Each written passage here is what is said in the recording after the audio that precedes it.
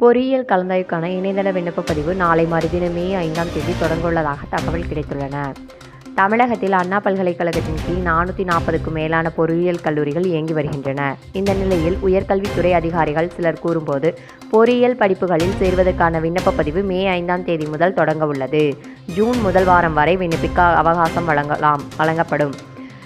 தொடர்ந்து ஜூலை 2வது வாரத்தில் தரவரிசை பட்டியல் வெளியிடப்படும். அதன்பின் கலந்தாய்வை ஆகஸ்ட் 2ஆம் தேதி முதல் நடத்துவதற்கு முடிவு செய்யப்பட்டுள்ளது. இதற்கான கால அட்டவணை தயாரிக்கப்பட்டு தேர்தல் ஆணையத்தின் அனுமதிக்காக சமர்ப்பிக்கப்பட்டுள்ளது. அதற்கு ஒப்புதல் கிடைத்தவுடன் அறிவிப்பு வெளியாகும் என்றனர். இதற்கிடையே தமிழக பள்ளி கல்வி பாடத்திட்டத்தில் +2 வகுப்புக்கான பொதுத் தேர்வு கடந்த மார்ச் 1ஆம் தேதி முதல் 22ஆம் தேதி வரை நடத்தப்பட்டது. இந்த தேர்வை தமிழகம் முழுவதும் 7.8 லட்சம் மாணவ மாணவிகள் எழுதினர். இவர்களின் விடைத்தாள் திருத்தும் பணி நிறைவு பெற்றுவிட்டது. தொடர்ந்து பொதுத் தேர்வு முடிவுகள் மே 6ஆம் தேதி வெளியிடப்பட உள்ளது.